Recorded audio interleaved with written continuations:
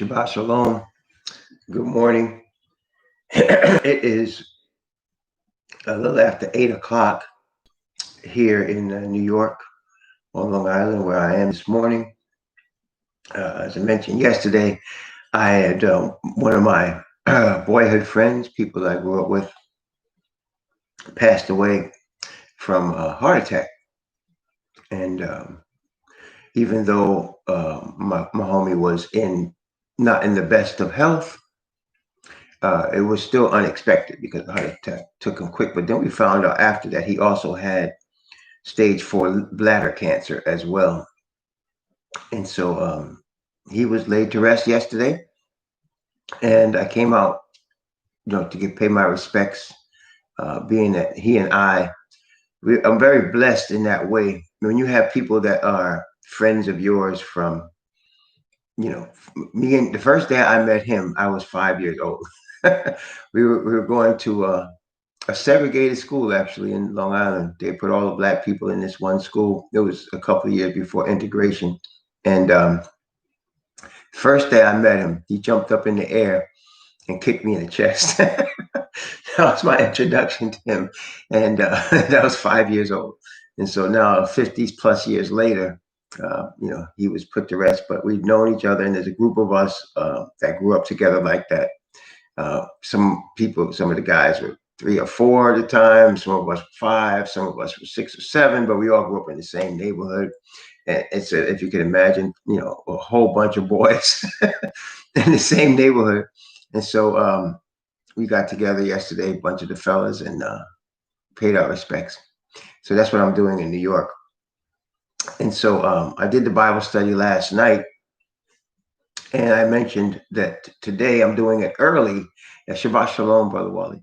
I mentioned I'm doing it early today because I'm in an Airbnb and I gotta go back home to the DC area, and so I've got to check out an Airbnb today, sometime this morning, and then I'm going to head back. So I wanted to do the Bible study today, and I wanted to do it early. There won't be 2 parts today; it's just going to be 1 part because, as I said, I got to check out and leave. But I want to do Isaiah 56 today. The Bible, the word is the word of the Most High. To me, it's the word of the Creator to mankind through His people. Okay, it's an eternal book because the words are from an eternal God through an eternal Spirit. And one of the wonderful things about that, aside from the obvious life-giving power, is that it's also poetic as well. Poetic. It's very poetic. And so when I approach Bible studies, or I approach even reading the Bible, I approach it with a great deal of respect, humility. And I'm blessed to be able to do Bible studies for the Most High. But every time I get ready to do one, I want to make sure I do justice to what we're studying about. And today we're talking about Isaiah 56, and it's again, I just want to make sure we do justice to this. I prayed, as I always do, because it's a powerful chapter. It's a powerful chapter. We have read the first 55 chapters of Isaiah. And last night we did Isaiah 55.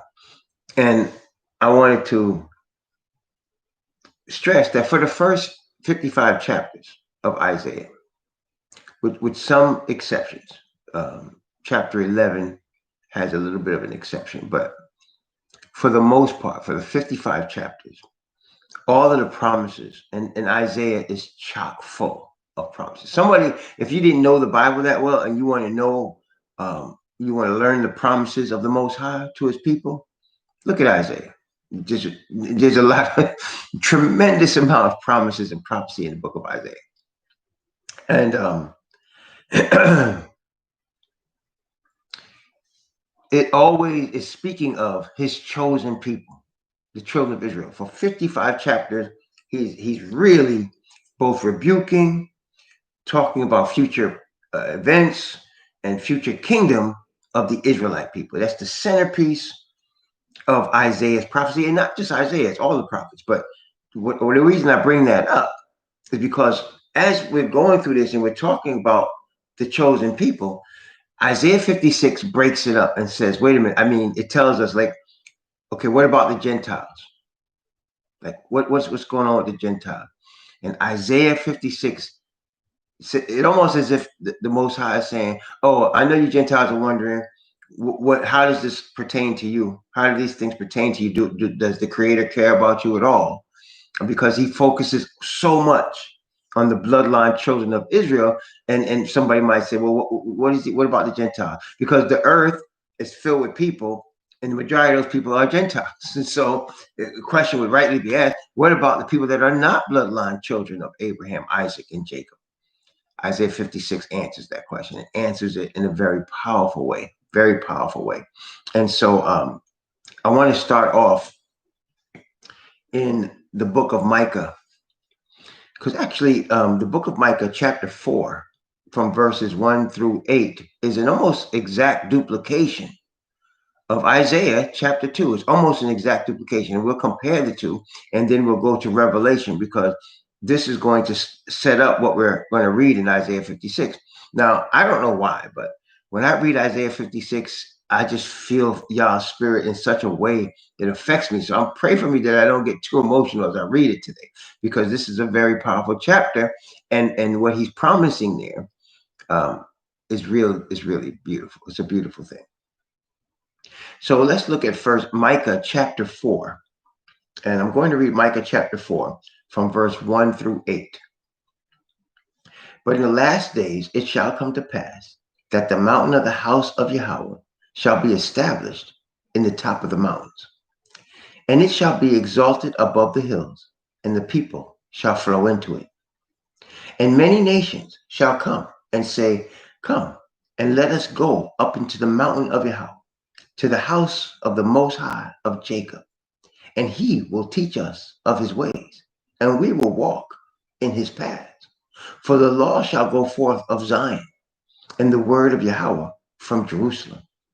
And he shall judge among many people, and rebuke strong nations afar off. And they shall beat their swords into plowshares, and their spears into pruning hooks. Nation shall not lift up a sword against nation, neither shall they learn war anymore. But they shall sit every man under his vine and under his fig tree, and none shall make them afraid. For the mouth of Yahweh of hosts has spoken it. For all people will walk, everyone in the name of his God, and we will walk in the name of Yahweh, our Most High, forever and ever. In that day, saith Yahweh, will I assemble her that halteth, and I will gather her that is driven out, and her that I have afflicted, and I will make her that halted a remnant, and her that was cast off a strong nation. And Yahweh shall reign over them in Mount Zion, from henceforth even forever. And thou, O tower of the flock, the stronghold of the daughter of Zion, unto thee shall it come, even the first dominion. The kingdom shall come to the daughter of Jerusalem. And that powerful promises, isn't it? So he's saying nations are going to flow into Yah's house. And these are just not heathen nations that are worshiping other gods. No, these are heathen nations that have been converted to the Most High Yah, the God of Jacob. And they're going to come, he says, here to Jerusalem. Now, let's just, for the sake of, like I said, Isaiah says the same thing. We read it earlier in this study in Isaiah chapter 2. Let's take a look at it. And it's amazing, because when you take at face value the fact that these two prophets were not contemporaries, Isaiah and Micah, and yet they're saying the same thing, it shows us the power of Yah's spirit, that his prophets all speak with one voice. No matter what age they're in, what age of time they dwelt in, they speak with one voice, and they're all Israelite prophets. See, that's what people today. I'm very leery when people that are not Israelites claim prophetic gift. because there's only Israelite prophets in the Bible. There's no other prophets in the Bible. Shabbat Shalom. There's only Israelite prophets. And so people think that because thousands of years has went by, that the Most High changed that. No, he hasn't changed. He's still bringing forth his message through his servants, the prophets first. His servants, the Israelite prophets. I know it's hard for people to believe because we live in an age where Gog and Magog dominate the planet. And the children of Japhet, well, from which are Gog and Magog, have dominated the planet Earth for 2,000 years. That's a long time. For 2,000 years, they've dominated planet Earth, right? Starting with the Greeks and then going to the Romans, they've dominated the planet. Okay, and today we call these people, Caucasian, European, white, but they have dominated the earth for so long that we forget that it's Israelite prophets that the Most High is called. And it got to the point, of course, with the Caucasians that they start to attribute themselves to everything that's discovered, everything that's great, everything that's a prophet is all Caucasian, but that's not true. No, these people were Shemites, and they were people of color. People of European descent are different, obviously, but we forget, and then over the last 2,000 years, I think it has been obvious, though, that a number of pagan religions have taken hold on planet Earth. And that's a result of the lack of the Most High's prophets, his true prophets speaking, as a result of the lack. Okay, but here in Isaiah chapter 2, I'm going to begin at verse 1, Isaiah chapter 2. And we'll go from verse 1 down to verse 5. Notice what it said. The word of Isaiah, the son of Amos, saw concerning Judah and Jerusalem. And it shall come to pass in the last days that the mountain of Yahweh's house shall be established in the top of the mountains, and shall be exalted above the hills, and all nations shall flow into it. And many people shall go and say, Come ye, and let us go up to the mountain of Yahweh, to the house of the Most High of Jacob. And he will teach us of his ways, and we will walk in his path. For out of Zion shall go forth a law, and the word of Yahweh from Jerusalem. And he shall judge among the nations, and shall rebuke many people. And they shall beat their swords into plowshares, and their spears into pruning hooks. Nation shall not lift up sword against nation, neither shall they learn war anymore. See, same thing. Beating, when it talks about beating swords into plowshares and spears into pruning hooks, so there'd be no more implements of war, no more weapons of war. The instruments will be for plowing or for pruning, right? It won't be for war anymore. It'll be the kingdom that's coming is going to be a kingdom of peace. Now, we understand that prior to going into that kingdom, there's going to be a lot of war, a lot of bloodshed. And why is that? Because there is an evil spirit called Asatan on the earth. And he intends to rule this earth, and he's ruling it now. And he intends to continue to do that. And he intends to try to prevent Yah's kingdom from being established. That is why it's so important. What Messiah said when he said, upon this rock I will build my church, and the gates of hell shall not prevail against it. What does that mean, the gates of hell? In times, in Bible times, when one nation fought against another nation, the centerpieces of each nation, the capital cities, was usually protected by a large wall, like Jericho was, like Jerusalem was, usually protected by a large wall. And they had gates, people would go in and out, and the gates were fortified, right, to prevent any enemy from getting in. So when there was a war, whenever the enemy got to the capital city, that's when the war was really on, because they had most of the armors, most protection at that point. So Messiah is saying Satan has a wall. He has a wall around the earth. He rules the earth, but his gates will not stop the kingdom of Yah. He said the gates of hell shall not prevail against it. Okay, so he said when he's talking about establishing his church, he's talking about his nation. the nation of Israel. That's his church.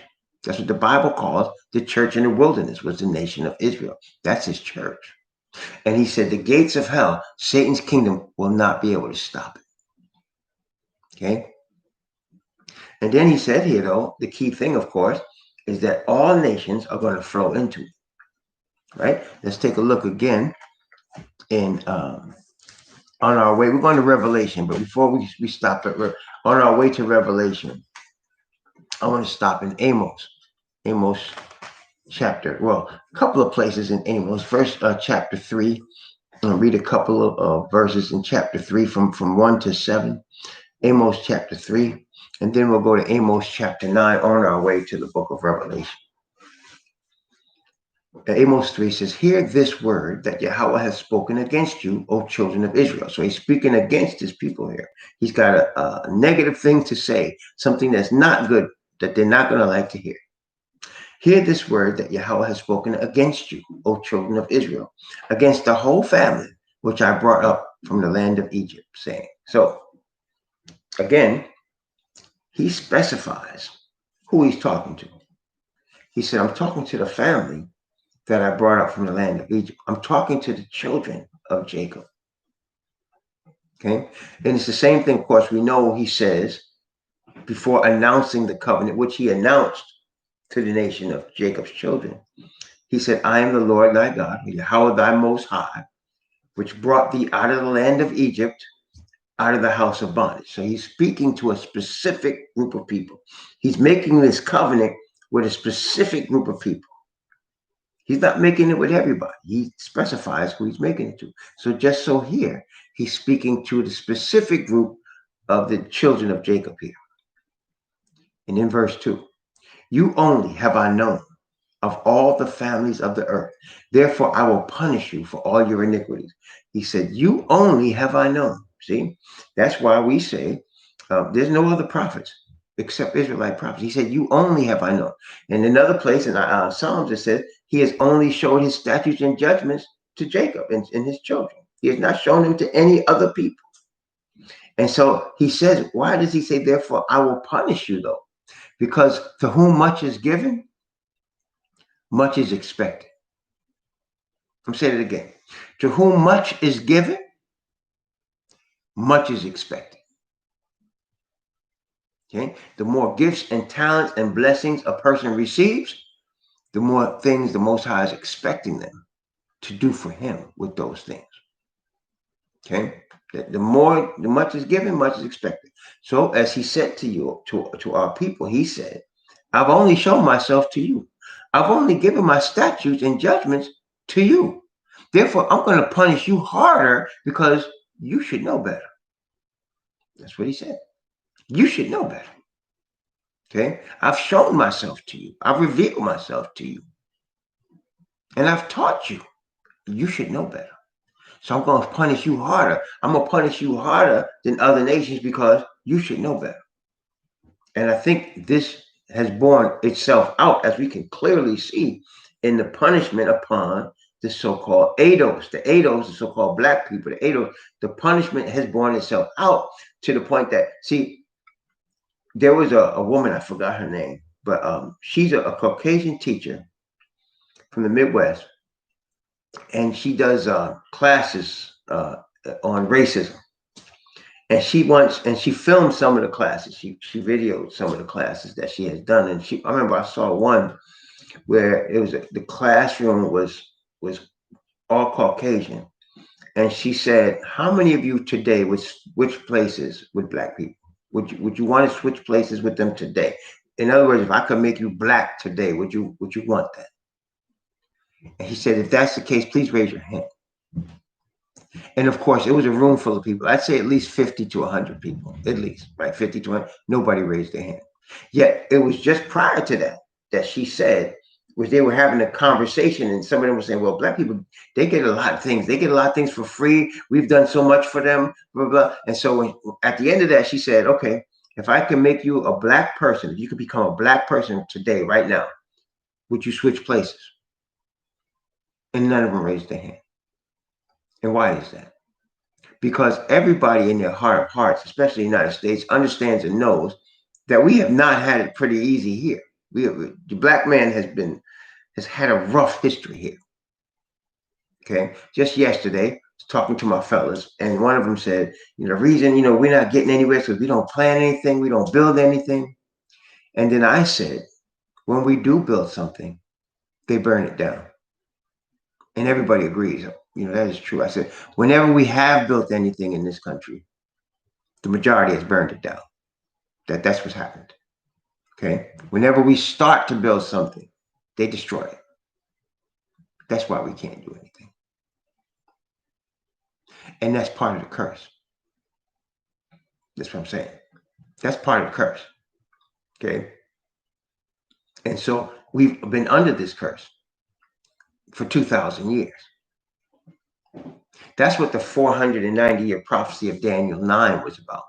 See, the 490-year prophecy of Daniel 9, the Christians don't have this. They don't get it at all. It's hard for me to listen to a Christian try to teach Daniel 9 because it is so perverted. But that was all about 490 years of mercy prior to this punishment coming on us. Like up until that point, Israel had been brought into a slavery situation in Egypt.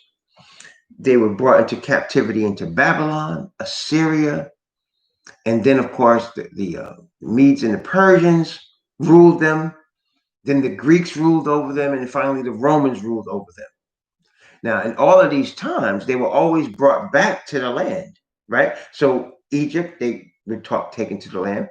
They were into captivity in Babylon with the city destroyed, but they were brought back to the land and the city rebuilt. While the Medes and the Persians ruled over them, they were still in their own land, in their own city. While the Greeks ruled over them, they were still in their own land, in their own city. They had their own culture. They knew who they were. They could speak their own language, but they weren't in control of their destiny because they had a pagan kingdom ruling them. Then the same thing with the Romans. In fact, the Romans, it was a little worse because not only did they have pagans ruling them, the pagans were in Jerusalem. Right? You had Pontius Pilate and Roman soldiers marching the streets of Jerusalem. All right. So now they had their own nation, but they weren't in control of anything. And it was a warning. That's what the thing is, brothers, is when we study the scripture, you have to look at, some people, it'd be better to look at a big picture. They didn't understand that this whole thing was a warning. The 490 years was a warning. That's why when Peter asked Messiah, if my brother sinned against me 7 times, shall I forgive him 7 times? And Messiah said 70 times 7, 490, because that's representing the time that I'm putting up with y'all. I'm giving y'all this chance before the hammer comes down. And at the end of that 490 years, that was AD 34.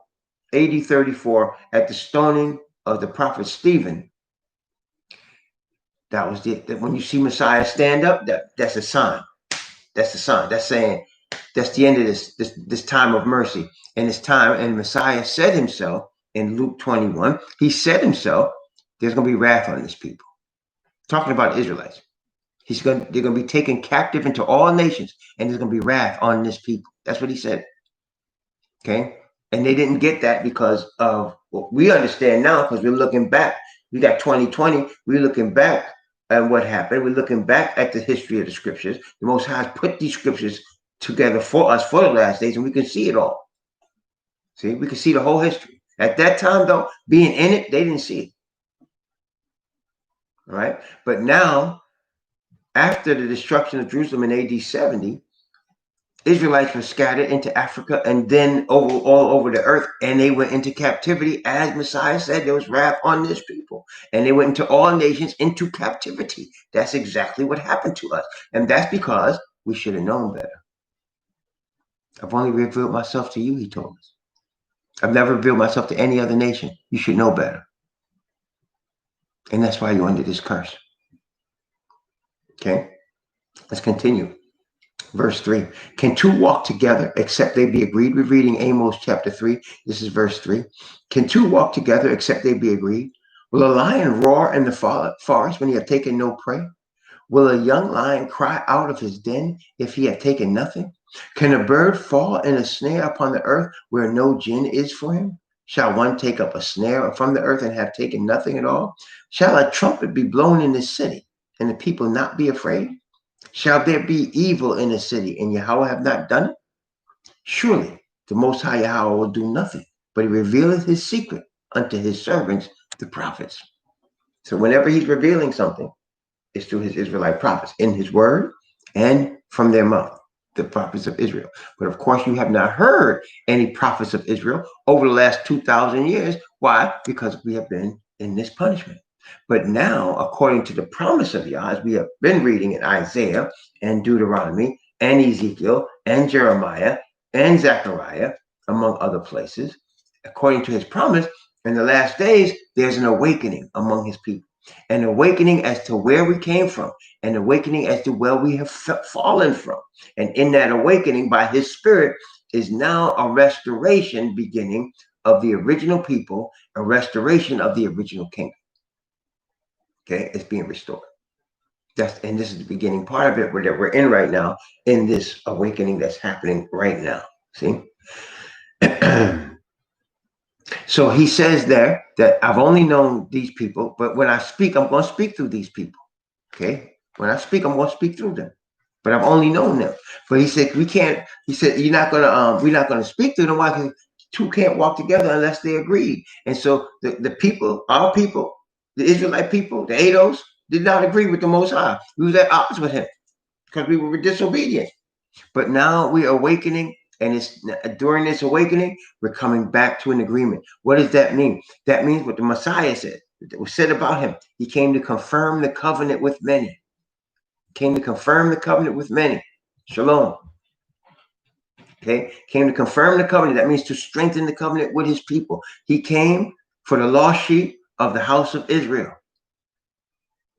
Okay, he came to build his church upon this rock, which is himself. He is the rock, and he's going to build his nation upon himself. Messiah said. He's the chief cornerstone in Zion, and he was the stumbling block. Or he still is a stumbling block because some of our brothers still don't understand who Messiah really is. They still don't understand. I've seen brothers, the ones that went out there to Dimona in Israel, call themselves going back to the promised land. They were calling the dude that led them out there the Messiah. That's blasphemy. They were calling the dude that led them out there the Messiah. There's only one Messiah now. Okay, one son of the Father that died for the sins of the nation. Only one of those. And the two, there's not two of them. Just like these brothers out here call themselves apostles. I mean, there's only 12 apostles. The 12 apostles of the Lamb. Those are the names that are in the foundation of the walls. Ain't more than 12. That's it. Just 12. Okay. After that, there's the 144,000. That's where we're at right now. Amos chapter 9. Again, promises and prophetic utterance is what makes the Bible the Bible. Okay, that's one of the things that makes it the Bible. Somebody asked me, what makes this book special above any other holy book? And I said, prophetic utterance. Because the Most High speaks things before they happen. And if you study the Bible, you'll know what's coming because he's already told us. Messiah said on more than one occasion, behold, I have told you before. And we just read, surely he will do nothing, but he reveals his secret to his servants, the prophets. So he's always going to reveal to us what's happened. That's what differentiates the Bible from every other book on the planet. See, people talked about Nostradamus. Nostradamus was an ancient philosopher that some people call a prophet. And they estimated that about 50% of his prophecies came to pass the way he said, about 50%, less than like half. Bible is 100%, never misses, because most I cannot lie. Okay, so what he says happens will happen. Okay, he's proven it. He talked about an awakening, and here we are. This is where we live right now. He talked about the 2,000 years that we were going to be oppressed because of our sins against him. That has happened. Okay, and so the next thing that's coming is the seal of his spirit on 144,000. And after that, there's going to be turmoil on this planet. You can already see it coming. You can already see it. Are you not seeing the turmoil? Do you not see, even before COVID-19, what's going on? See, in the United States of America, we've been brainwashed by the propaganda. The rest of the earth is going crazy, right? And we actually are too. But through the media, they try to dull your mind. And through these false preachers in these churches, they brainwash you. You don't even know what's happening. That what's going on right in your land. Right? So that when something shocking happens, like the murder of them 3 boys the other day in Polk County, Florida, everybody's shocked. But brothers and sisters, we shouldn't be shocked. This is a product of what this nation has been doing for its whole existence. Everything that the United States of America has accomplished, it has accomplished it through conquest, through war, through bloodshed, through subversive activities, through infiltration, through extortion. See, and the people of the United States are willfully ignorant of these, willfully ignorant. And again, we were talking about this last night. This is the Laodicean problem. They are willfully ignorant. They don't have to be ignorant, but they choose to ignore the facts and live in a fantasy. It's not going to save you. In fact, it's going to destroy you. Okay, because just because if there's a tidal wave coming, just because you ignore the fact that the tidal wave is coming, it's not going to stop it from coming. It's still going to come. Okay, if there's storm clouds gathering, just because you want to go outside and have a picnic, though the sky is black and you're hearing thunder, that's not going to stop the rain from pouring on your picnic because you just want to ignore it. But that's what the majority of people do. They live in a false sense of security, and they live in a false sense of reality, and they live in willful ignorance. That's especially here in the United States. This is the big problem. And so, with the awakening, that's like cold water being poured into the face of people that, oh, what's this? And they don't want to see that. They don't want to hear it. Nick Cannon tried to bring out part of it last year, which came out last week. Deshaun Jackson tried to bring out part of it, and just that little bit. And I mean, that's all it was, a little bit. And the people went crazy. You want to see people in the United States get angry at you? Speak truth to them. Because they're going to get angry. Because they have been living in a false sense of reality for 400 years. Okay? And the United States, why do I focus on the United States? Because the Bible does. The Bible says that there was another beast, another kingdom that came up after Rome, which Rome controls, Rome supervises in the sight of the first beast. That's the United States. It has 2 horns like a lamb. In other words, it represents the white Jesus. But it speaks like a dragon because that's really what's inside of it.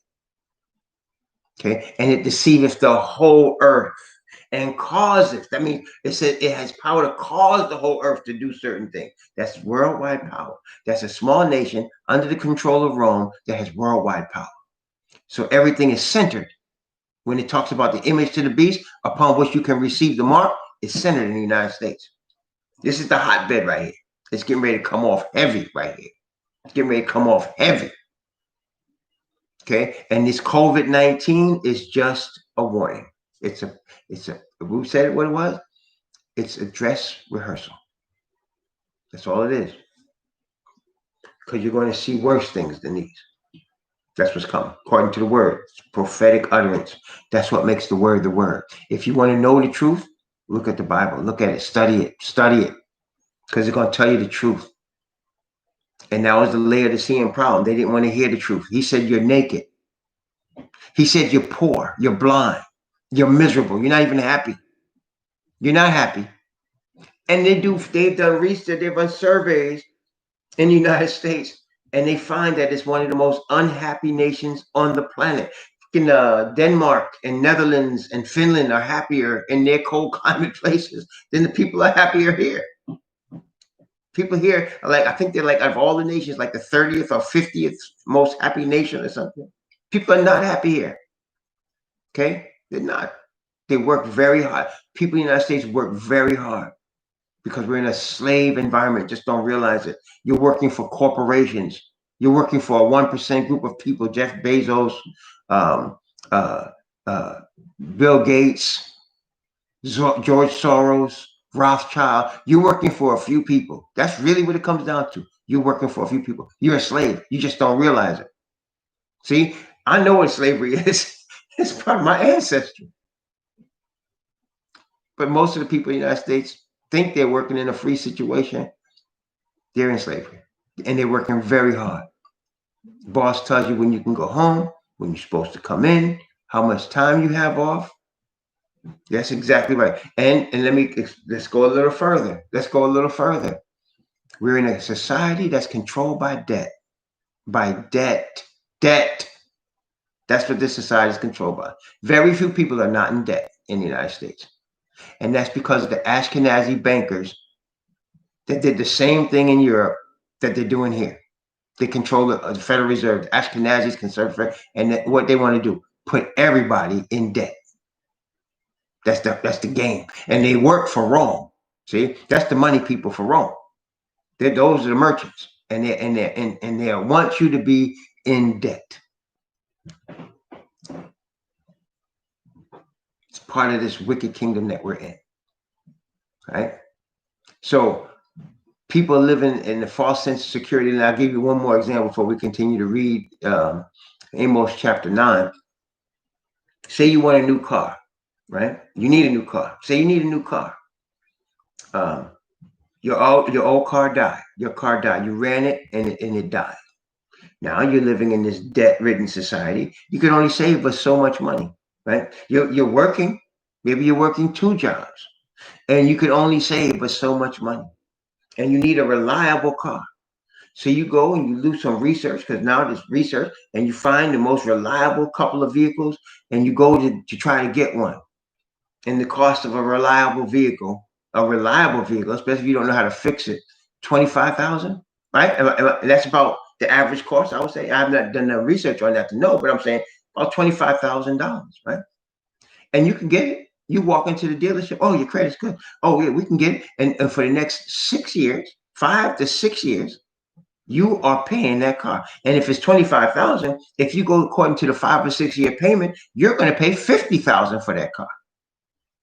Right? So you get a new car, you show up to your job, your friends see, oh, you got a new car. Oh, and somebody say, oh, you're doing good. You got a job and you got a new car. What really did you get? You got debt. That's what you got. You got debt. And as a lot of people are finding out, if you can't pay that debt on time, the banks will take your car. Happened to me 7 times. I know.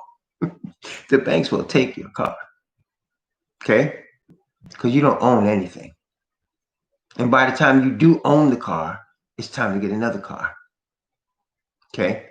So the whole society, that's just an example. The whole society is built on that. Somebody can go get a fancy car, BMW or Mercedes, and that thing is expensive, man. Expensive. But if you get one, everybody looking at you like you got something. What did you really get? $60,000, $70,000 of debt. That's what you got. That's what you got. See, this is the reality that we live in. Amos chapter 9. This is the promise of the Most High. This is the future prophecy. Notice what it says. I'm going to begin at verse 8. Behold, the eyes of the Most High Yahweh are upon the sinful kingdom where we live right now. And I will destroy it from off the face of the earth. He's going to destroy the sinful kingdom from off the face of the earth. I'm not sure. I think it was before that, Brother Walter, because one of the reasons Kennedy was killed was because he was going to put us back on the gold standard in 1961. He was promising to do that, and they stopped that. So I think it was before that. But they were, because in 61, we were not on the gold standard even at that time. But let's see. What was I saying? Okay. So he's going to destroy the sinful kingdom off the face of the earth, saying that I will not utterly destroy the house of Jacob, saith Yahweh. So again, he starts off this prophecy by saying, I'm going to destroy the whole Babylonian sinful kingdom. I'm going to destroy of it, but I'm going to save Jacob out of it. I'm going to save Jacob out of it. He said, I will not utterly destroy the house of Jacob. See, that's why they can give us crack. They can come up with Planned Parenthood, Margaret Sanger to kill all our males. They can do the 3 strike laws and stack us up by the tens of thousands in their prisons. They can move crack into our neighborhoods and redline us and then add guns so that there's violence and then say how violent we are. They could do all that stuff. But he's not going to utterly destroy the house of Jacob. You will not be able to stop us. We're still here. You guys got to understand, the powers of the government have intended to reduce the population in the whole planet, and especially among the ADOS. They want to reduce the population. That's why I say, look at the numbers, though. The ones they admit to. We were 22 million in 1963. We're 50 million, about 50 million, 47, 48 million right now. More than double. That's with crack. That's with redlining. That's with militarization of the police department and killing of black citizens. That's with 3 strike law and putting you jail. We more than double the population in 50 years. Because why? Because I will not utterly destroy the house of Jacob. You're not going to be able to do it. And when they started to really get pushing toward that, that's part of the mark of the beast, to try to destroy the house of Jacob, that's when Yah's going to move. That's going to be the signal, brothers and sisters. When they start to, you start to see them push, because, see, brothers and sisters, it's hard for us to fathom, and yet we've already seen it. We're going to be persecuted because of our religious beliefs. See, it's hard for people to fathom that in this propagandized thing where you think you're in the land of the free, where all religions are accepted. You don't remember 9/11? If you remember 9/11, was the Islamic religion accepted in the United States after 9/11? Did all Muslims do 9/11? Well, actually, it was the U.S. government that did 9/11, and they blamed it on the Muslims, and everybody went crazy against Muslims. It didn't take long. It wasn't hard. It happened very easily. The Roman Catholic Church has a history of doing crusades on the point of a sword, converting nations to their religion. Islam does the same thing. People have been, I think just as many people have been killed over religion and what they believe. I think just as many wars have been fought over religion and what people believe than over money and power. In many cases, they're intertwined. So don't believe the hype about, we're all in this freedom of religion game. We're not. And so when it comes down to it, the house of Jacob, the awakening of the Israelites, is going to stir up problems in Satan's kingdom, and he's going to move to harshly eliminate that. When he does, that's the end. Because he's not going to allow the house of Jacob to be destroyed. And they've been trying for a while. It's never going to happen. And now that this awakening is going on, as we awaken, the Most High offers now protection. See, we don't have it yet because we're still running around here not understanding who we are. And so that's why brothers are still being killed like that. But when we start to wake up as a group, and when the whole ADOS tribes start to awaken, that's Satan's worst nightmare. Because when they wake up, the protection of Yah is around them. They receive the hedge. And now the kingdom of Babylon will be in trouble, be destroyed. Okay. Verse 9, for lo, I will command and I will sift the house of Israel among all nations, like as corn is sifted in a sieve. Yet shall not the least grain fall upon the earth. He's going to get everyone in his chosen, everyone that repents. Right? Let's not deceive ourselves in thinking because somebody's skin is brown or black that they're going to be saved. No. Or that's because somebody's skin is pale or Caucasian, they're going to be lost. No. It takes repentance. It takes repentance. And he's going to have a remnant that's going to repent from all, and that's what we're studying, all nations. Led by the Israelite people. Led by the Israelite people. Okay? All the sinners of my people, see, he says it right here, verse 10, all the sinners, Amos 9, verse 10, all the sinners of my people shall die by the sword, which say the evil shall not overtake nor prevent us. There you go. And then we know in Ezekiel chapter 20, he said, I'm going to purge out from among you the rebels. In that day will I raise up the tabernacle of David that is fallen, and close up the breaches thereof, and I will raise up his ruins, and I will build it as in the days of old. So he's promising he's going to raise up David's kingdom again. He's going to raise it up. It's going to be strong, and it's going to be led by the Israelite nation. Okay. I will raise up the tabernacle of David that is fallen and close up the breaches thereof. Verse 12, that they may possess the remnant of Edom and of all the heathen which are called by my name, saith Yahweh that doeth this. So there's going to be heathen called by his name, which means they're going to have surrendered to the God of Jacob. Not in theory, but in truth and in righteousness. They're going to have surrendered to the God of Jacob. This is the word of prophecy right here. And it's coming very quickly. It said the key linchpin here is the seal of the 144,000. When that comes to pass, it's game, set, match. It's done. Revelation chapter 21.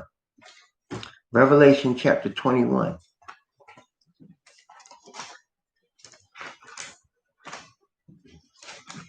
And as I said, the key to the awakening of the chosen first is to understand who they are. And that's what you're hearing now. People are understanding who they are, where they really come from. No, we don't. We were taken from Africa and changed, but we did not come from Africa.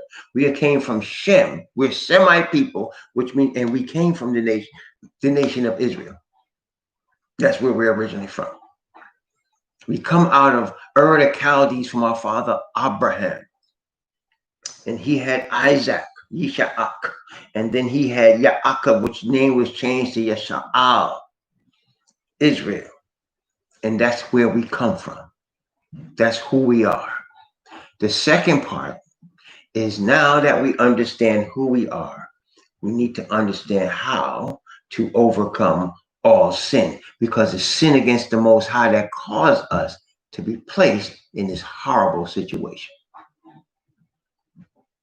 It's sin against the Most High. So we want to overcome our sin. And some of the brothers in their initial foray into this truth, they're wearing tassels. They put miters. They put the wrappings around their head. They're growing long beards because what they're trying to express, in my view, is obedience to the Most High, because they seem to understand that disobedience got us in this mess. But what they're doing, their first reaction is a righteousness by works reaction. What do I mean by that? They seek, okay, if I grow a beard, I'm going to be more righteous. I had people actually ask me why I don't have a beard, as if righteousness comes by hair on my face. I know that sounds silly, but people have done that. Righteousness does not come by growing hair on your face. I hate to tell you. Nor does it come by wearing tassels on the bottom of your clothes. Nor does it come by wearing a wrap on your head. Righteousness does not come in these ways. Righteousness comes from an eternal spirit from within. An eternal spirit that the Most High Yah is the only one that can give you through the Messiah. That's where righteousness comes from. And that's the next phase. To understand that in order to please Yah, and that's what the brothers are trying to do, that do these things, that wear the beards and put stuff on their head and wear the uniform. They're really, I'm giving them the benefit of the doubt. They're trying to please the Father. But that doesn't please the Father. Obedience pleases the Father, and we can't render obedience when we're in sin. Once we have sinned, the only one sentence is death. And no matter how many tassels you put on, you've already sinned. And so there's only one sentence for sin. It's death. So in order to overcome sin, the Most High has taught us in the New Testament particularly, but in powerful manner, but it starts in the Old Testament with the prophets, as it always does, righteousness by faith. Righteousness by faith causes us to receive. That's the gospel. The gospel is righteousness by faith. It is the Spirit of Yah coming through the name of the Messiah, and giving us his Spirit for us to render obedience. For us to be changed, born again in that Spirit, and render obedience. That's what he wants. And when Yah's chosen ADOS get that, game, set, match. It's over. Okay, this is what you're seeing now is the beginning, the initial part, where people understanding who we are, they're understanding where we come from, why we. And that's the initial. And then of course they're wearing their beards and the head wrap and they get the thing on, they put tassels on. That's just the initial. That's the initial thing. That's all it is. It's just the start. The deeper part is understanding the spirit. The deeper part is really wanting to render obedience in a way that our God accepts. He only accepts perfection. That's all he accepts now. He don't accept half behind wearing beards and mess. That's not deep. That's half behind stuff. That's not perfection of righteousness. He's only accepting perfection of righteousness. And you can only get that perfection from him. You can't wear a piece of clothes or grow some hair on your face to get it. You can only get it from him. Our spiritual nakedness can only be covered by him. So therefore, he's actually setting the situation up for us to understand this and come to him and ask for that righteousness of spirit that will change us, that will give us the power to overcome. And it makes sense that we don't get it yet. It does, because I understand our Satan is desperately trying. As we said, he is desperately trying with all of his deceivable power to stop the people from receiving this message. He really is, because his very existence depends upon it.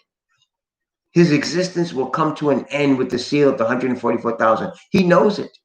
Even though there's a 1,000-year period in which he's in the pit, he's dead, and he rises back. He's been raised back. Yeah, pit is a grave now. He's put in the pit.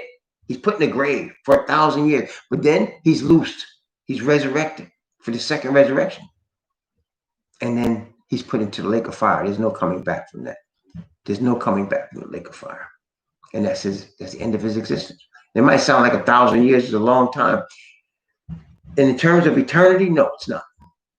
On this earth, it is. But in this world, in this life, where people only live 70, 80, 90 years at the best, it's a long time. But in terms of you just being a baby at 100, and 900 is when you become a man, it's not a long time. Okay? It's like a day. It's nothing to the Most High. So his very existence depends on, it comes all boils, when you boil it all down, it comes to the stoppage, the attempt to stop the true Israelite people from understanding where to obtain righteousness. That's what it comes down to. To try to stop Yah's true people from understanding where to obtain perfect righteousness. That's what it comes down. That's why he's perverted Paul's writings, used the Christian church to pervert them. Okay, to the point where he's got awakened Israelites rejecting Paul's writings. That's how he's putting all his eggs in that bag, trying to reach everything he can do. Okay, but as the prophecy just stated, he's not going to be successful. He's not. Because why? Because our God just told us he won't. And that's all we need, isn't it? Revelation chapter 21. Talking about the New Jerusalem. I'm going to begin at verse 22 and go down to verse 27 of Revelation chapter 21. From verse 22 to verse 27. And I saw no temple therein, for the Most High, Yahweh Al Shaddai, and the Lamb are the temple of it. And the city had no need of the sun, neither of the moon to shine in it, for the glory of Yah did lighten it, and the Lamb is the light thereof. And here you go. The nations of them which are saved shall walk in the light of it. And the kings of the earth do bring their glory and honor into it. And the gates of it shall not be shut at all by day, for there shall be no night there. And they shall bring the glory and honor of the nations into it. And there shall in no wise enter into it anything that defileth, neither whatsoever worketh abomination or maketh a lie, but they which are written in the Lamb's book of life. So it's telling us from the nations. That's the nations of the Gentiles. The Gentiles gonna come into the city in the light of Yah. And they're not gonna, and why? Because they're not working abomination or making a lie. See, right now, unfortunately, and I think y'all can agree, the majority of Gentiles are living in a false sense of reality. They're living in a world of willful ignorance, right? So that, let me just make it very plain for you. A false sense of reality and willful ignorance is what? A form of a lie. A form of what? A lie. That means they are living a lie. Is that plain enough for you? They are living a lie. And what does it say here?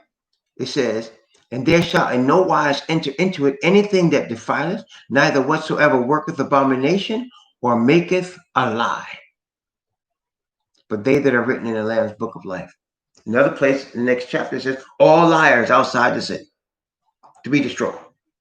All liars will be destroyed. Okay. Again, and even in chapter 21, verse 8, but the fearful and unbelieving and the abominable and murderers and whoremongers and sorcerers and idolaters and all liars shall have their part in the lake which burns with fire and brimstone, which is the second death. You see?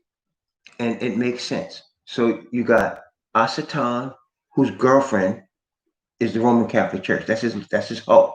That's his madam.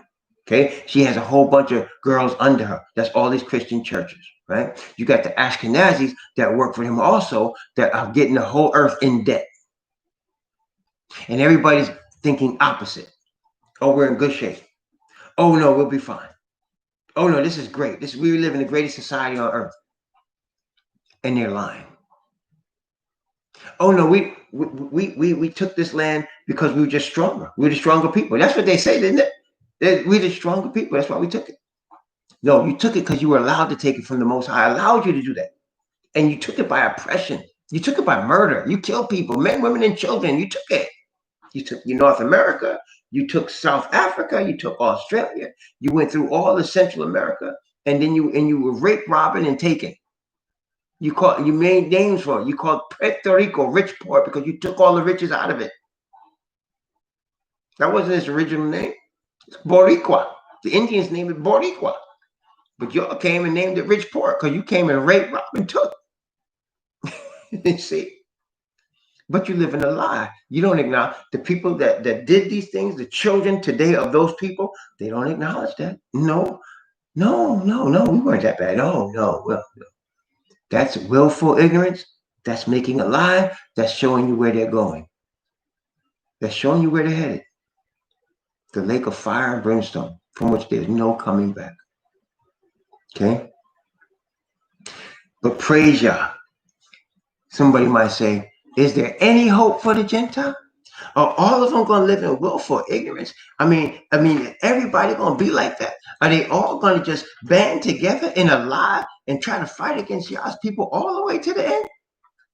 Not all of them.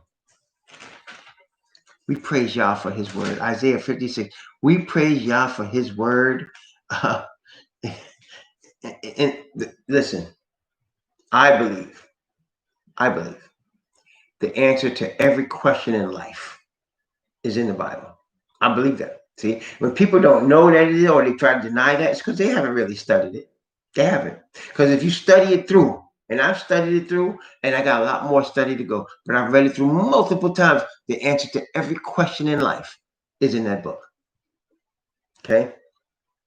And here's one. What about these Gentiles? You preaching pro-black. You preaching black power. You preaching black power. You hate white people. You think all of us are devils. Okay. I believe Yah's word. Let's see what it says. Isaiah 56.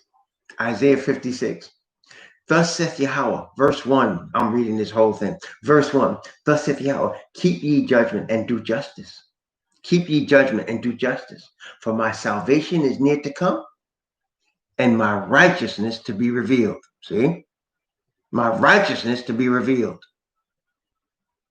Blessed is the man that doeth this, and the Son of Man that layeth hold on it, that keepeth the Sabbath from polluting it, and keepeth his hand from doing any evil. So the man that lays hold on what? Yah's righteousness, and seeks to do judgment. That means to be right, fair, honest. Blessed is the man that doeth this, and the Son of Man that layeth hold upon it. And as part of it, keep my Sabbath. My Sabbath. Keep my Sabbath. See, I have an aunt, and she every time she sees me, she talks about her Sunday church, and she says, "I keep my Sabbath," and she don't understand. She don't have a Sabbath. I don't have a Sabbath. The Most High has a Sabbath, and there's only one. He only has one Sabbath. That's it. And he says, keeping the Sabbath from polluting. That's why he calls it the Sabbath. Period. Of course, in doing these things, what is he doing? He's talking about a covenant. He's talking about his covenant. Whenever you talk about, he's talking about righteousness in the same sentence, he's talking about the Sabbath. He's dealing with his covenant. Because the covenant is an example of his righteousness. It is a representation in written form of his righteousness. That's what the covenant is. And how do I know that? Because he not only does the Bible say all thy commandments are righteousness, not only it says that, in many places it gives you that indication, but he wrote with his own hand this covenant and spoke it with his own mouth to his chosen people. That's his representation. That's his word. He said he has magnified his word above all his name. So his word for him is the most important thing. And that makes sense, doesn't it? Because if you don't believe a man's word, you're calling him a liar, right? If somebody said, I don't believe what he said, that means he lied. Right? I mean, you want to be honest about it. Right? If I say I promise to do something and I don't do it, I lied. Right? But if I promise to do it and I do it, I told the truth. So his word is a representation of his character. So he says, this is my word, this is the covenant with my people. All right. So he said, you want to keep hold of his covenant? You want to keep his righteousness, which is what we need, right? Verse 3. Neither let the son, now he goes, neither let the son of the stranger that had joined himself to Yahweh speak, saying, Yahweh hath utterly separated me from his people. Neither let the eunuch say, behold, I'm a dry tree. Let's stop right here. There are people that will try to say to me or to you that strangers, that the Caucasian man can't be the stranger. That's bull donkey. That's bull chips. That's cow chips. You know what I'm trying to say. That's bull dookie. Notice it said, the question was, it says, neither let the son of the stranger which hath joined himself to Yahweh speak, saying, Yahweh hath utterly separated me from his people. So who is the stranger? Those are the people that by blood are separated from Yahweh. That's everybody that's not bloodline Israelites is a stranger. Everybody that's not bloodline Israelite is a stranger. Okay? Everybody. That's not bloodlines, children of Abraham is a stranger. So that's why you were separated from his people, because he only gave the covenant to his people. He only gave the Day of Atonement with the high priestly ministry to his people. He did not give that to the whole world. He did not give the 10 commandments of the covenant to the whole world. He made it with a specific group of his people, period. So everybody else was separated. Okay? But he says here, don't think that way. Why? And then to the eunuchs, a eunuch is a person that's not this technical meaning. When you look in the Bible and you look it up in the Hebrew and the Greek, the technical meaning of a eunuch is an unmarried person. Okay, unmarried person. What does that mean? That means a person that's not going to have a family. They're not going to have a family. That's a eunuch. A person that's not going to have a family. Now, there are people that are born eunuchs, right? We call them today homosexuals. They're born eunuchs. What does that mean? That means they're born with a propensity towards the same sex. They don't have a propensity toward the opposite sex, which means that being the case, they're not going to have a family. Today, you got this artificial insemination with these evil science trying to make them have families, right? But you can't. They're born with propensity to the same sex. That's a eunuch. Now, the Most High doesn't mind eunuchs. He doesn't, but he does mind. What he doesn't like is sodomy. That's what he doesn't like. If you're a man and you don't have a propensity toward a woman, that's not the problem. The problem is what you do with your thing. Are you sticking it in some other man's anus? That's a problem. That's a problem. Or if you're a woman and you don't have any propensity toward a man, you have propensity toward a woman, that's not a problem. You don't have to deal with the woman, but you be licking up in another woman. That's a problem. That's why Messiah said, for the kingdom of heaven's sake, you become a eunuch. The homosexual doesn't need to commit sodomy. He doesn't need to do that. She doesn't need to do those acts with other women. She don't need to do that. Okay. He says, stay yourself, stay by yourself. Just don't have a family then. Okay. You can have friends that are like you, no problem. Everybody wants to be around like-minded people or like people. Okay, fine. But don't commit these sexual acts that are abominable. That's the problem. Okay. So eunuchs, some of them are made eunuchs, like Daniel. Like, in other words, they cut off the person's scrotum, and you can't have any children. That's it. You're done. No semen comes out of there. Right? Some people become eunuchs for the kingdom of heaven's sake, are dedicated, like the apostle was, dedicated. Messiah himself, dedicated, never married anyone except his church. For the apostle Shaul, never married anyone, dedicated his whole life to the service of Yah for the cause of the gospel. Okay? Dedicated his life to it. Became a eunuch for the kingdom of heaven's sake. Then there are those that are born that way. Right? So in any case, they're not going to have seed. See, one of the things about the kingdom, or what the Most High does for his people, is he gives us offspring. That's what made Eve special. Eve was called the mother of all living because she able to bring forth out of her body another human being. She able to take a man's seed and bring forth out of her body another human being. That is a miracle. Asatan can't do that. Asatan cannot do that. So what he did, he told her, you can be a god. That's what he told her. And because of that, you got women being called goddesses even to this day. Okay? But the power to bring forth another human being from your body, that's the creative power that's like the Most High. And that's why people sometimes call women gods. It's false to do that. But I can understand because they can bring forth life from themselves. They can take a man's seed and bring forth life.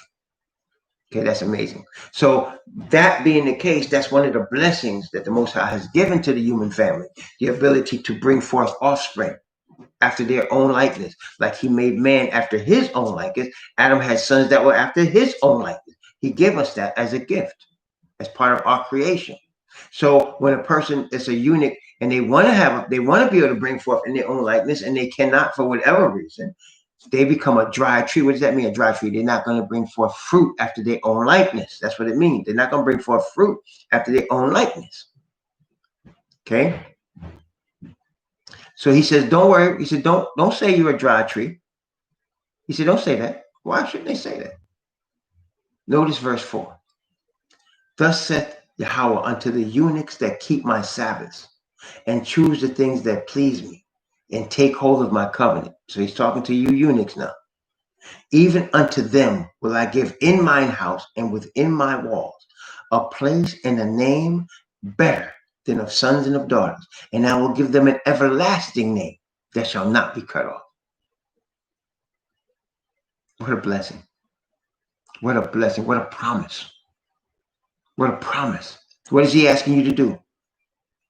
Take hold of his covenant. Choose the things that please him. That is his righteousness. Take hold of his covenant and his righteousness. That's what he's asking for you. And he says, I'm going to give you an everlasting name that shall not be cut off. So what about the stranger? The one that's not of the seed of Abraham, Isaac, and Jacob. I mean, after all, Messiah did say, I came for the lost sheep of the house of Israel. So what about the other people? Notice he said, also the sons of the stranger that have joined themselves to Yahweh, to serve him, to love the name of Yahweh, to be his servants. Everyone that keepeth the Sabbath from polluting it and taketh hold of my covenant. Okay? So again, the strangers, the ones that are not, if you want to be with him, he wants you to partake in his covenant. You want to be with him, you need to partake in his righteousness. You want to be with him and his people. He said, you want to be something to serve him and love his name, that is Yahweh, to be his servants. Even unto them, even them, will I bring into my holy mountain. See, that's what Revelation says. And make them joyful in my house of prayer. Their burnt offerings and their sacrifices shall be accepted upon mine altar. For my house shall be called the house of prayer for all people. Brothers and sisters, see how powerful that is? See, Gentiles can't come and offer sacrifice in Jerusalem in the Bible days. They couldn't do that. Only Israelites by blood, and they can only do it to the Levite tribe. But here, he's telling the stranger, you'll be accepted too. You'll be accepted also. When you take hold of my covenant, when you keep my Sabbath, when you receive my righteousness, you walk in truth, you'll be accepted too. Isn't that a beautiful thing, man? Because my house, he said, shall be called a house of prayer for all people. He said, the people are going to come flowing to his house in Mount Zion, and they're going to learn of him. Isn't that beautiful, man? That is a beautiful thing. See, if you really love truth and righteousness, if you really want a kingdom of righteousness to exist, you must understand how beautiful it is that the whole earth is going to be in harmony. That there'll be no fighting based on skin color or language. There'll be no fighting because somebody wants somebody's land or somebody wants somebody's copper or gold. There won't be any of that anymore. There'll be no debt. There'll be no disease. There'll be no need for hospitals or police. There'll be no instruments of war. See, that's the ultimate kingdom right there. That's the ultimate kingdom. And it's coming. And it starts with the opening and awakening of God's chosen and the receiving of his righteousness to bring forth these types of truths. My house shall be called a house of prayer for all people. Verse 8, for the Most High Yahweh, which gathers the outcasts of Israel, said, yet I will gather others to him beside those that are gathered unto him. See, so the gathering of the outcasts are for Israel. He said, I'm gathering the outcasts of Israel and the dispersed of Judah. He says that in multiple places in the Bible. I'm going to gather the outcasts of Israel and the dispersed of Judah. Matter of fact, we just read in Amos when he said, I'm going to sift the house of Israel from among all nations. So the focus is the house of Israel. But it's not only that. He said, I will gather others to him besides those that are gathered. Those are the strangers and the eunuchs that keep his covenant, that take hold of it, that keep his Sabbath, that obey his righteousness. And of course, you can't do all that without doing what? You got to receive his people. You can't reject his people and then say, I'm going to receive the God of his people. Can't do that. Okay? You can't do that. He will gather others. Matter of fact, watch this. As Jeremiah, we read this before too. I think it's Jeremiah chapter 12, if I'm not mistaken. Jeremiah chapter 12.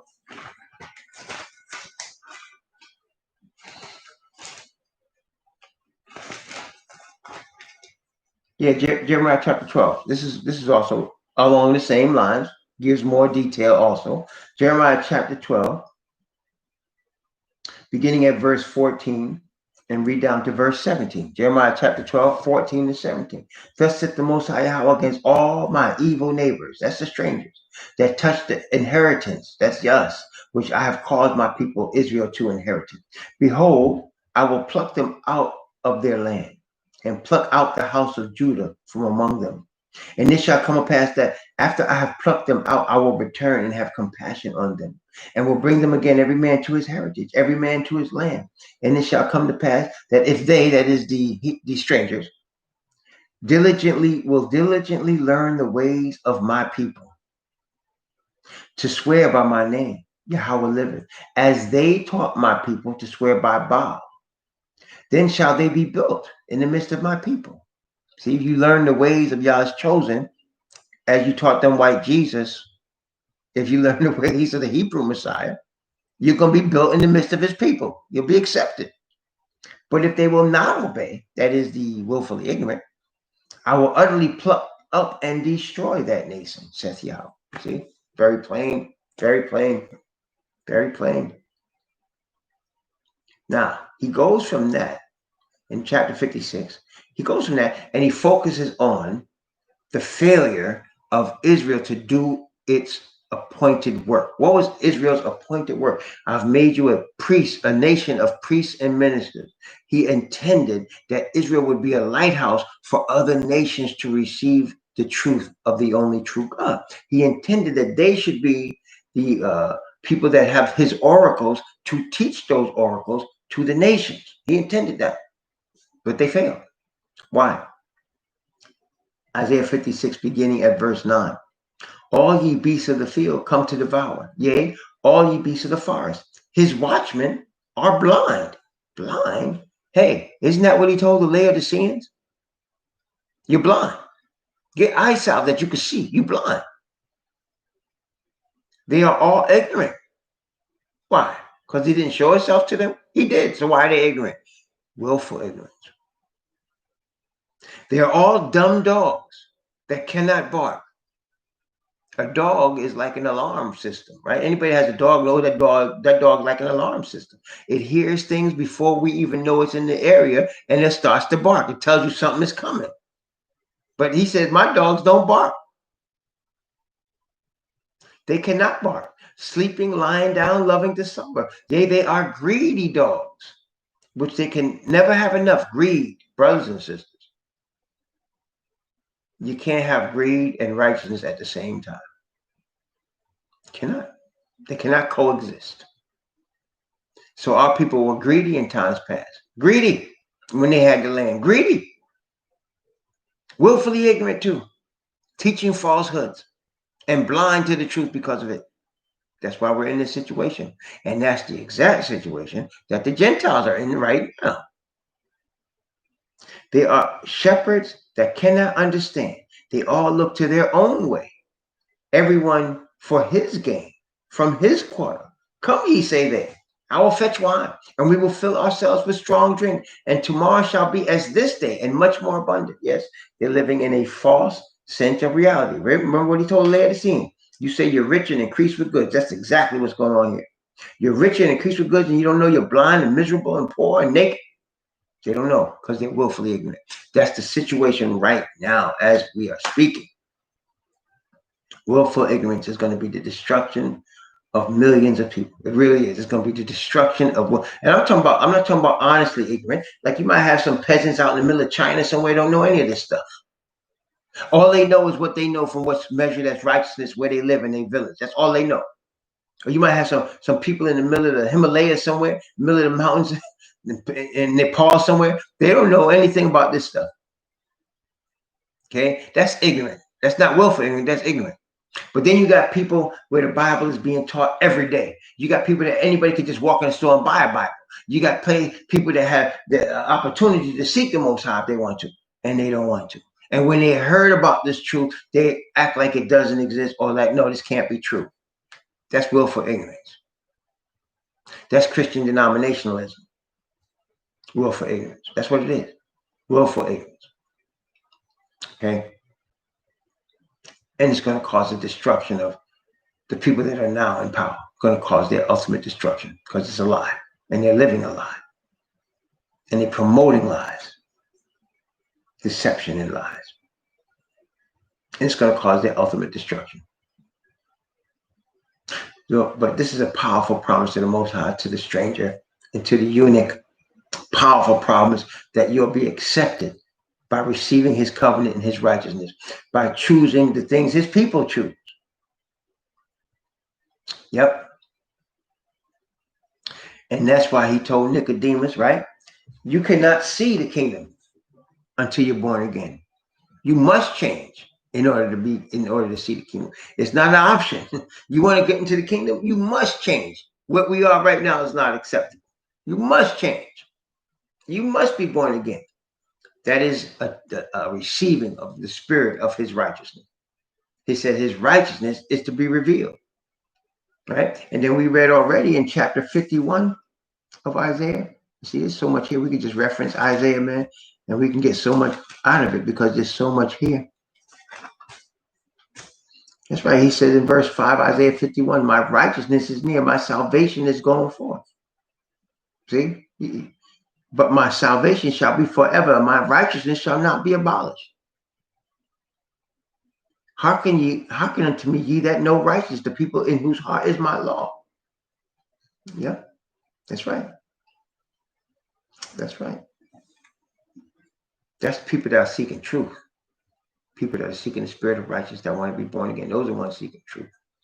Well, I say, may he have blessed you and me to seek truth, to seek eternal righteousness for a kingdom that's going to be a perfect, peaceful kingdom, for a kingdom that's going to be without sin, without death, without war, for a kingdom that's going to include all people. Praise the Most High. Yah. May all of us seek to strive for that. We got to go through this war right now, but we're being prepared for it by His Spirit, and we're going to fight hard for it by His Spirit. And when it's all done, which is going to be very shortly, it's going to happen very shortly, man. It's going to be intense. It's going to be very intense, but it's going to be very short. It's going to go by very quickly. We're almost there. Let us keep praying for each other that we be prepared. Amen.